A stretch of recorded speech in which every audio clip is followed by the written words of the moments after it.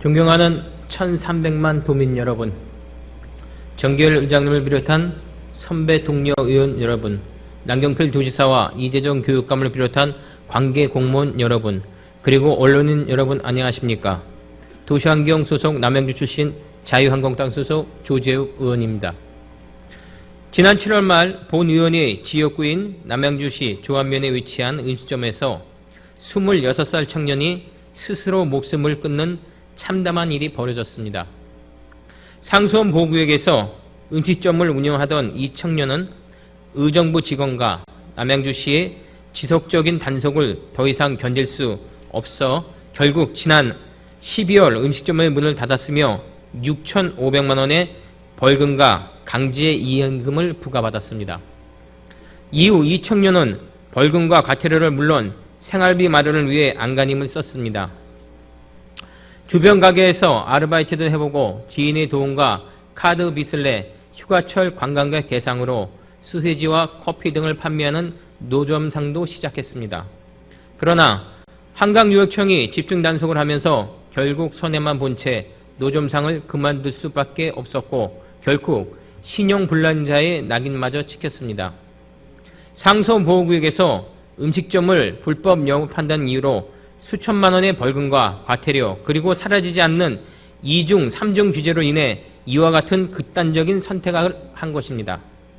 수려한 풍경의 북한 강변에서 자리한 조안면은 다산 정약용생과 드물머리, 세미연 등 인근의 관광지가 많아 웅길산 개통으로 접근이 편리해져 수도권 시민들의 나들이 장소로 큰 인기를 몰고 있습니다. 현재는 폐업 안내문이 곳곳이 나붙어 있어 황량한 짝이 없습니다. 지난해 11월부터 올 3월까지 지자체와 경찰, 검찰의 대대적인 특별 단속을 맞아 생계를 위한 조안면에서 음식점 및 카페 등을 운영하는 80여 명의 주민이 전과자가 됐고 그중 13명이 구속되기까지 했습니다. 언제 또 이러한 비극적인 일이 일어날지 주민들의 걱정은 더욱 커져만 가고 있습니다. 조안면은 전체 면적 중 개발 제한 구역이 82%에 달하며 상수원 보호구뿐만 아니라 수도권 규제 적용받고 있는 이중 규정 중첩이 규제되고 있는 극심한 지역입니다. 수질에는 문제가 없어 행위에 대해서 규제가 너무 가혹하다 보니 주민들이 생활하는 터를 등에 지고 다른 지역으로 이사를 가거나 남아서 영업을 하다가 전과자가 되는 신세입니다.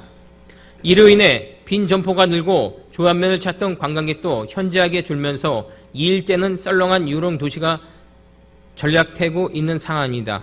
지침 단속이 반복될수록 문을 닫는 식당들이 늘면서 유기농 농사를 지어 납품하던 농민들도 절망에 빠지고 있는 실정입니다.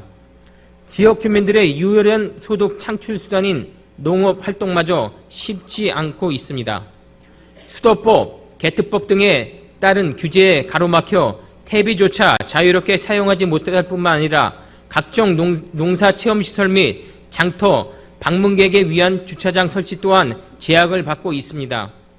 40여간 그물망의 규제에 묻혀 최소한의 편의시설도 없는 실정에서 이제라도 음식점, 소매점 등 그린 생활시설에 대한 허가 조건을 완화하는 정책을 마을을 살리긴 유일한 방법입니다.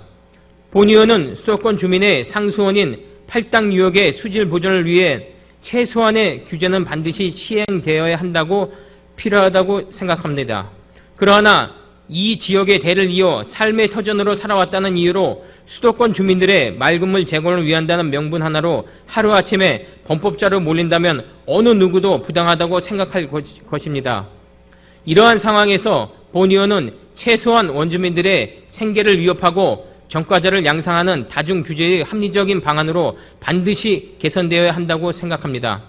남경필 지사님, 재산권뿐만 아니라 생존권마저 위협하는 가혹한 2중, 3중 규제로 교통을 받고 있는 상수원 보호구역 도민들이 살아갈 수 있도록 현실적인 규제 합리화 방안을 마련해 줄 것을 당부드리면서 이상으로 5분 자유 발언을 마치겠습니다. 끝까지 경청해 주셔서 감사합니다.